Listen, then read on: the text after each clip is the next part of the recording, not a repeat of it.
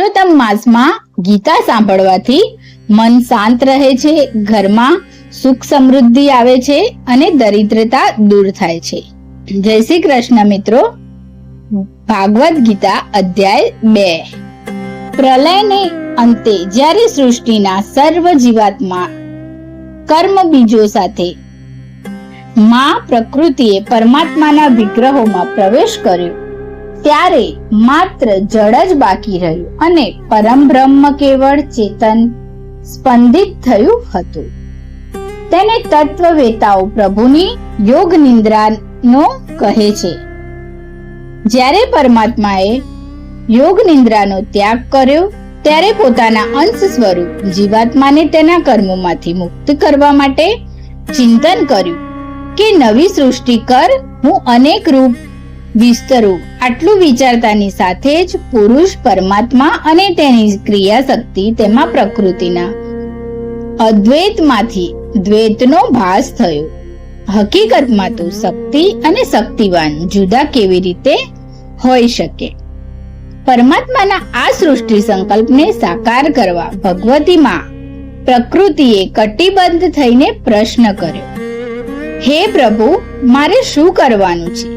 ત્યારે પ્રભુએ ચારે તરફ કૃપામયી દ્રષ્ટિ કરીને જળને અધિષ્ઠાન બનાવીને પોતે વિષ્ણુ અને લક્ષ્મી સ્વરૂપે પોતાનું પ્રાગટ્ય કર્યું અને આમાંથી જ અનેક અવતારોનો સ્ત્રોત પ્રગટ થયો. તે આપણે આગળ ઉપર જોઈશું. અને તે પરમાત્માના નાભી સરોવરમાં લોક કમળ પ્રગટ્યું અને તે કમળમાંથી લોક રચિતા બ્રહ્માજી ઉત્પન્ન થયા.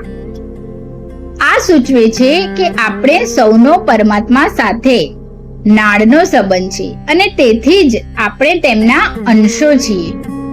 કમળમાંથી બ્રહ્માજીની ઉત્પત્તિ સૂચવે છે કે જરા પણ સૃષ્ટિકર્તાનું અહમ રાખતા અકર્તા ભાવે સૃષ્ટિના સંબંધોનું નિર્લેપ રહેવું અને ચારે તરફ નજર રાખવી કે પરમાત્માએ સોંપેલા કર્મમાં ક્યાંય પણ ઉણપ તો નથી રહેતી ને. આનું નામ ચતુર્મુખ બ્રહ્મા. ત્રિગુણાત્મિકા સૃષ્ટિ રચીને તેના કોઈ પણ ગુણમાં આસક્ત ન થવું, છતાં પોતાના કર્મમાં જરા પણ ઉદાસીનતા ન રહે, એ જ અનાસક્તિનું ઘોતક કમળ. જગતમાં કેવી રીતે સંયમ અને યોગિષ્ઠાનમાં સંકલન રહેવું જોઈએ તે બતાવવા કુમાર સર્ગમાં સનક, સંદન, સનાતન અને સંતુ કુમારના રૂપે તેમણે અખંડ બ્રહ્મચાર્યનો આદર્શ રજૂ કરીને બતાવ્યું કે જીવન ભોગ માટે નહીં પણ યોગ માટે છે. ત્યારબાદ રસાતળમાં ડૂબેલી પૃથ્વીને વરાહ સ્વરૂપે પોતાની ધારણા શક્તિથી જળ પર ધારણ કરી. ત્યારબાદ ઋષિઓની સૃષ્ટિમાં નારદ રૂપે અવતરીને કર્મ દ્વારા જ કર્મ કેવી રીતે મુક્ત થવાય તે ઉપદેશ કર્યો, જે નારદ પંચરાત્ર તરીકે ઓળખાય છે. ત્યારબાદ તેમણે ધર્મપત્ની મૂર્તિને ત્યાં નરનારાયણ રૂપે પ્રગટ થઈને સંયમને જીવનનું ધ્યેય બનાવીને કઠોર તપસ્યા કરી. પ્રથમ ચારેય અવતારો જો આપણે ગહેરાઈથી જોઈએ તો બ્રહ્મચર્ય, સંયમ, તપોમય જીવનમાં નર નારીનો અવતાર ધર્મને ત્યાં બતાવ્યો છે.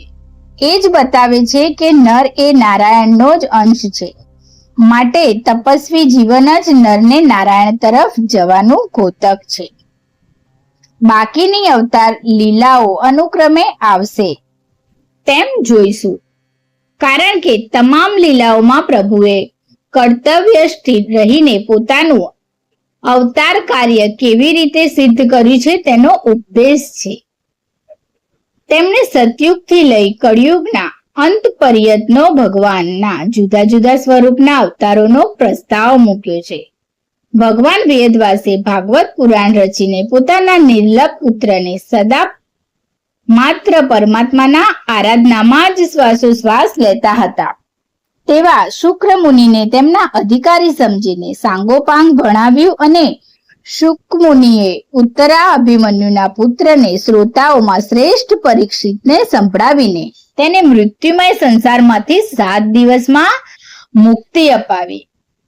સુતજી કહે છે કે સોનકાદી ઋષિઓને આ કળિયુગની ઘોર આજ્ઞામયી રાત્રિને દૂર કરી જ્ઞાનના સૂર્યનો ઉદય કરનારી આ કથા જ્યારે સુક મુનિ રાજા પરીક્ષિતને શ્રવણ કરાવતા હતા ત્યારે હું પણ ત્યાં હતો.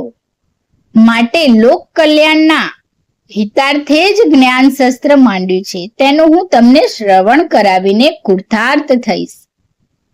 શ્રીમદ ભાગવત આપીને ભગવાન વ્યાસે જગત ઉપર કેટલો ઉપકાર કર્યો છે તેની કલ્પના પણ આપણે સાધારણ જીવો નહીં કરી શકીએ. આવા લોક હિતાર્થે જીવન જીવનાર ભગવાન વ્યાસના તથા ભગવાન સુખદેવજીના ચરણોમાં અન્ય ભાવે પ્રમાણ કરતા એટલું જ યાચું છું કે અંધકારમાંથી પ્રકાશમાં લઈ જવાની મારી પણ કૃપા કરે અને આ શુક્ર શાસ્ત્ર સમજવાની અધિકારી બનાવે અને પ્રભુની અહેતુકી પ્રેમ લક્ષણા મુક્તિ પ્રદાન કરે. તો મિત્રો, અહીંયા બીજો અધ્યાય પૂરો થાય છે. ત્રીજો અધ્યાય જોઈશું આવતા ભાગમાં.